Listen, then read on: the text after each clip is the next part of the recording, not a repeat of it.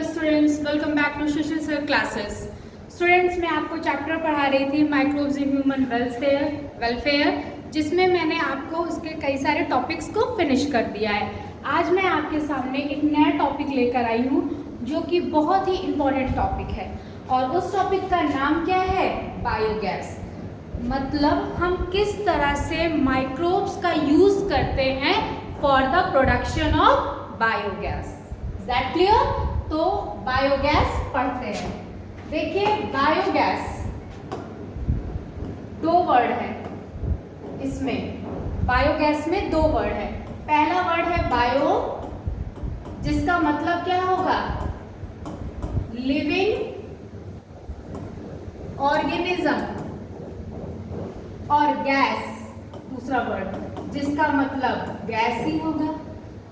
तो इस वर्ड से क्या समझ में आया जो मैडम ने बताया आपको कि ऐसी गैस जो कि किसी लिविंग ऑर्गेनिज्म के थ्रू बन रही है, इसे ही हम बायोगैस कहते हैं। मतलब कोई एक ऐसी गैस है जो कि लिविंग ऑर्गेनिज्म बना रहे हैं, उन्हीं को हम क्या कहते हैं? बायोगैस कहते हैं। अब देखिए, बायोगैस बनाने के लिए जो लिविंग ऑर्गेनिज्म रिस्पॉन्सिबल है वो कौन है? वो आपके काऊ हो गई, बेफेलो हो गई। अब जो काऊ और जो बेफेलो के जो डंग्स निकलते हैं, गोबर निकलते हैं, उन्हीं डंग और उन्हीं गोबर से क्या बनता है? बायोगैस का प्रोडक्शन होता है। तो अब इसको मैं आपको एक एक पॉइंट करके क्लियर करती चल रही हूँ। तो स्टार्ट करते हैं बायोगैस की कहानी थोड़ी सी, ठीक है? क्या कह रहा है ये देखिए। आ गई काऊ मदर, गाय माता आ गई। अब ये गाय माता ही रिस्पॉन्सिबल है। क्यों? क्योंकि पहली बात तो ये लिविंग है, और मैंने ही बताया ना आपको कि कोई लिविंग ऑर्गेनिज्म है जो कि रिस्पॉन्सिबल है गैस का प्रोडक्शन करने के लिए, उसी को तो हम बायोगैस बोले। तो वो लिविंग ऑर्गेनिज्म कोई और नहीं, वो ये काऊ माता है जो कि क्या कर रही है? बायोगैस का प्रोडक्शन कर रही है। अब कैसे ये बायोगैस का प्रोडक्शन करती हैं वो मैं आपको बताती हूँ। देखिए,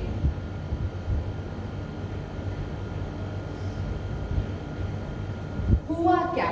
सबसे पहले ये जो काऊ माता है ये हमें बहुत सारे प्रोडक्ट देती है, जैसे दूध देती हैं।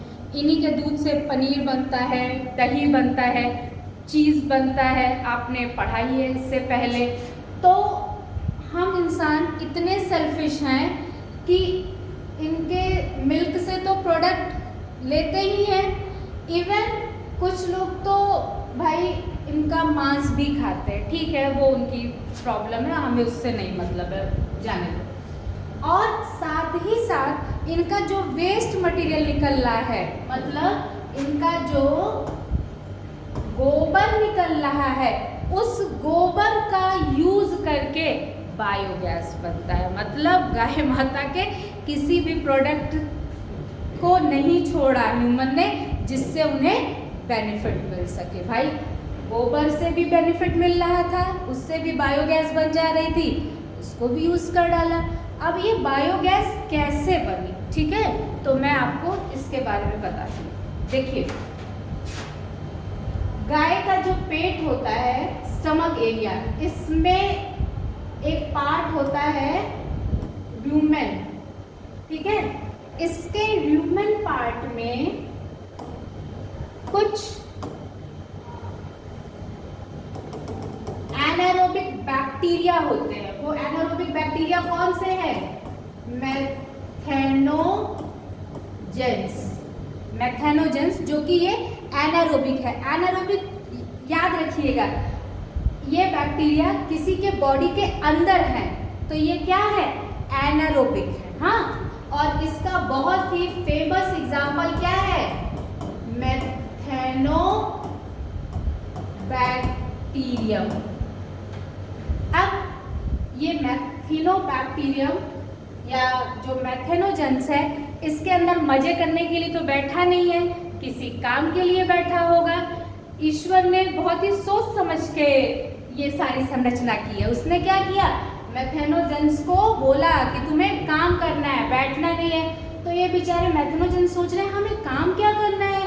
तो इनको ये बोला गया कि जो काऊ माता है ये हरी हरी जो घास खा रही है ये क्या है, सेलुलोज है, ठीक है।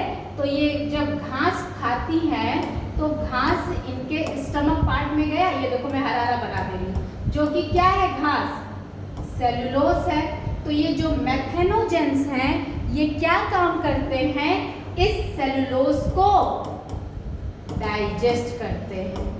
सेलुलोज को डाइजेस्ट करना ही इनका काम है। ईश्वर ने इनको कमांड दे दिया था कि तुम काऊ माता के ह्यूमन पार्ट में हो तो बैठ के आराम नहीं करना, तुम इनके सेलुलोज को डाइजेस्ट करना। अब देखो हम इंसान यहीं पे मात खा गए। अगर हमारे पेट में भी ये मेथेनोजेंस होते तो हमको आपको मेहनत ना करनी पड़ती, ठीक है। हम आप भी घास खा के अपनी लाइफ सर्वाइव कर लेते। लेकिन बता रहे हैं ना, ईश्वर बहुत होशियार है। उन्होंने बोला नहीं, हम तुमको ये नहीं देंगे, तुम मेहनत करो, तुम कमाओ। तो इसीलिए तुम्हारे साथ नहीं किया है, मजाक कर रही हूँ, ठीक है। तो गाय ने घास खाया और घास क्या है, सेलुलोज। और जब सेलुलोज इसके स्टमक में गया तो मेथेनोजेंस को पता चल गया, अरे मेरा तो काम है और मेरा काम क्या है, इसके सेलुलोज को डाइजेस्ट करना। तो ये फटाक से सेलुलोज को डाइजेस्ट करेगा। अब जब ये सेलुलोज को डाइजेस्ट करेगा तो पूरा तो सेलुलोज डाइजेस्ट होगा नहीं, कि होगा नहीं, कुछ अनडाइजेस्टेड सेलुलोज बच जाएंगे। तो अब जो गाय है, काऊ, इनसे क्या रिलीज होगा, इनका वेस्ट मटेरियल निकलेगा, जो क्या है, गोबर है। गोबर इनका वेस्ट मटेरियल निकला। ये जो गोबर निकला स्टूडेंट्स, इसी गोबर में क्या है, देखिए इसमें अनडाइजेस्टेड सेलुलोज है। इधर देखिए, इसमें अनडाइजेस्टेड सेलुलोज है। भाई पूरा तो सेलुलोज डाइजेस्ट नहीं हो पा रहा है, कुछ तो बच ही रहा है। और साथ ही साथ इसमें क्या है, इसमें कुछ मिथेनोबैक्टीरियम है, इसमें कुछ मिथेनोबैक्टीरियम है। तो इंसान ने बहुत तेजी से अपना दिमाग लगाया। उसने क्या कहा, भाई गाय से दूध ले लिए, फिर दूध से पनीर बन गई, दही बन गया, चीज़, बहुत सारे प्रोडक्ट बन गए, खा भी लिया। अब सोच रहा है क्यों ना इसके गोबर से भी हम कुछ काम कर लें। तो इनके गोबर का यूज़ उन्होंने बायोगैस में किया। अब कैसे किया, इधर देखिए, ये जो मेथिनोबैक्टीरियम है ये क्या काम करेंगे, जो अनडाइजेस्टेड सेलुलोज हैं इनको डाइजेस्ट करेंगे। अब वो कैसे डाइजेस्ट करेंगे, कैसे बायोगैस बनेगी, मैं आपको आगे की स्लाइड में दिखाती हूँ, ठीक है। तो इसके लिए हमें बायोगैस प्लांट देखना होगा। आगे चलते हैं, देखिए ये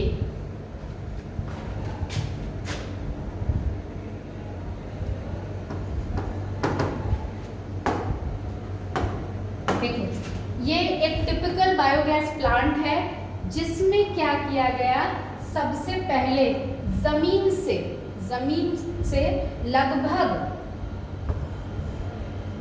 10 से 15 फीट गड्ढा खोदा गया। हाँ, एक कंक्रीट का टैंक बनाया गया। जमीन से लगभग 10 से 15 फीट नीचे एक कंक्रीट का टैंक बनाया गया। अब इस टैंक में बढ़िया सा डंग मतलब गोबर और पानी को घोल बना के डाल दिया गया। गोबर और पानी का बढ़िया सा घोल बना के इसमें डाल दिया गया, जिसे हम स्लरी भी कहते हैं। जिसे क्या कहते हैं, स्लरी कहते हैं। एकदम जैसे वो नहीं कहते लपसी, एकदम मिला हुआ गोबर और पानी का घोल इसमें डाल दिया गया। ये देखो, अब ये कहाँ पे चले गए, ये डाइजेस्टर में चले गए। गोबर और पानी का घोल इसके अंदर चला गया। और मैंने आपको बताया था कि इस गोबर के अंदर क्या है, इसमें अनडाइजेस्टेड सेलुलोज है, बताया था ना आपको, क्योंकि पूरा सेलुलोज तो डाइजेस्ट हुआ नहीं था, कुछ बच गया था, वही क्या था, अनडाइजेस्टेड सेलुलोज।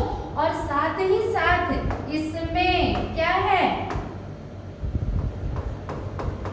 मेथेनोबैक्टीरियम है। अब बच्चे ये जो मेथेनोबैक्टीरियम है, अब इनको अपना काम फिर याद आ गया कि हमको काम मिला था, और वो काम क्या था, इस अनडाइजेस्टेड सेलुलोज को डाइजेस्ट करना। ठीक है, तो अब मेथेनोबैक्टीरियम अलर्ट हो गए, ये तुरंत ही जो अनडाइजेस्टेड सेलुलोज है उसको डाइजेस्ट करने का काम करेंगे इसी के अंदर। और जब इसको डाइजेस्ट करेंगे तो they will release a gas, ये गैस रिलीज करेंगे, कौन सी, मीथेन, कार्बन डाइऑक्साइड, H2S, और इसके साथ ये क्या रिलीज करेंगे, H2। और यहाँ पे गैस होल्डर है, जैसे जैसे गैस बनती जाएगी, गैस बनी, ये गैस होल्डर ऊपर की तरफ चला गया, क्योंकि बायोगैस सिर्फ अकेले मीथेन गैस ही नहीं है, ये मीथेन, कार्बन डाइऑक्साइड, H2S और H2 गैसेस का कॉम्बिनेशन है, याद रखिएगा मेरी बात। तो अब ये जो गैसेस बनी है, बायोगैसेस जो बन गई है पूरी, अब वो क्या हो जाएंगी, गैस होल्डर से होते हुए ऊपर पाइपलाइन में चली गई। और अब इन्हीं पाइपलाइंस को क्या किया गया, ये देख रहे हैं ना पाइपलाइन, इन्हीं को कनेक्ट कर दिया गया घरों में, ताकि वहां पे इनको सप्लाई किया जाए। हाँ, अब इनकी जब सप्लाई होगी तो इसका यूज किस में होगा, कुकिंग में होगा, खाना बनाने में। जैसे LPG का यूज करते हैं ना रोटी बनाने में, सिर्फ रोटी थोड़ी ना बनाते हैं, पूरा खाना बनता है ना, तो वैसे बायोगैस का भी यूज करते हैं, लाइटिंग, घरों की लाइट जलाने में भी यूज होता है। ठीक है, तो इस तरह से आपकी बायोगैस बन गई। अब हुआ क्या, अब जो यहाँ पे बचा हुआ है उसको हमने क्या कह दिया, यहाँ पे स्लज कह दिया। तो ये जो स्लज है ये क्या करेंगे, इसको यहाँ से निकाल लेंगे। अब इसका यूज हम एज अ फर्टिलाइजर कर लेंगे। ठीक है, एज अ किसका कर लेंगे, फर्टिलाइजर कर लेंगे प्लांट्स के लिए। ठीक है, मतलब हमने कुछ भी नहीं छोड़ा गाय का, जितना हो सका सारे चीजें यूज करके बना डाली। Is that clear? अब देखिए एक बार मैं फिर से आपको पूरी समरी बताती हूँ। Biogas is the mixture of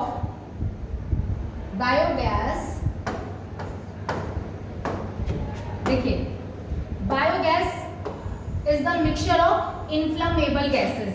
ये क्या है, ये इन्फ्लामेबल गैसेस का मिक्सचर है। इन्फ्लामेबल गैसेस क्या होती है, ऐसी गैसेस जो कि अगर हिंदी में बोलूँ तो ज्वलनशील, जो जलती हैं, उनका ये मिक्सचर है। तो biogas is the mixture of inflammable gases. ठीक है, और ये किससे प्रोड्यूस होती है, ये माइक्रोबियल एक्टिविटीज से प्रोड्यूस होती हैं। और वो कौन से माइक्रोब्स होते हैं, मेथेनोजेंस। और इस मेथेनोजेंस का सबसे फेमस एग्जाम्पल कौन है, मेथेनोबैक्टीरियम है। और याद रखिएगा ये एनारोबिक होता है भाई, बॉडी के अंदर है ना, गाय के बॉडी है जो ह्यूमन पार्ट है उसके अंदर है ना, तो ये एनारोबिक हुई। ठीक है, और ये क्या काम करती है, सेलुलोज को डाइजेस्ट करती है, ब्रेक डाउन करती है। ठीक है, ये इसका काम हो गया। अब आगे की तरफ चलते हैं। आगे की तरफ देखो क्या कह रहा है, ये बहुत इंपॉर्टेंट लाइन है जो मैंने रेड कलर से लिखी है। इसलिए लिखी है रेड कलर से, खतरे की निशानी है। बोलोगे मैडम कौन सा खतरा, भाई ये खतरा इसलिए है क्योंकि यहाँ से तुम्हारे नीट का क्वेश्चन उठाता है, इसीलिए मैंने इसको खतरे की निशानी बताई। नहीं खतरा, डरो मत। क्वेश्चन तुम्हें क्या आता है, पहले इसको पढ़ लो फिर मैं तुम्हें क्वेश्चन बताती हूँ। क्वेश्चन आता है Indian agriculture research institute IARI, इसका पहली बात तो फुल फॉर्म आ जाता है IARI, तो इसका फुल फॉर्म क्या होगा, Indian agriculture research institute IARI। और दूसरा क्या है KVIC, इसका फुल फॉर्म क्या होगा, khadi and village industries commissions. ठीक है, ये क्या करती हैं? ये develop the technology of biogas in India. मतलब आपके इंडिया में जो इंडियन एग्रीकल्चर रिसर्च इंस्टीट्यूट है और khadi and village industry commission है, ये क्या काम करती है? ये बायोगैस डेवलप करने का काम करती है। Develop the technology of biogas in India, biogas की टेक्नोलॉजी को डेवलप करने का काम करती। तो आपसे क्वेश्चन पूछेगा कि इंडिया में कौन से ऐसे कमीशन है जो कि बायोगैस की टेक्नोलॉजी को डेवलप करने का काम करते हैं? तो भैया बता दीजिएगा, IARI और KVIC, दो और फुल फॉर्म जरूर याद करके जाइएगा। ठीक है, इतनी बात समझ में आई? देखिए, जो मैंने आपको समझाया था वही सारी चीजें यहाँ पे लिखी हुई हैं, जो पिछले भी बताया था।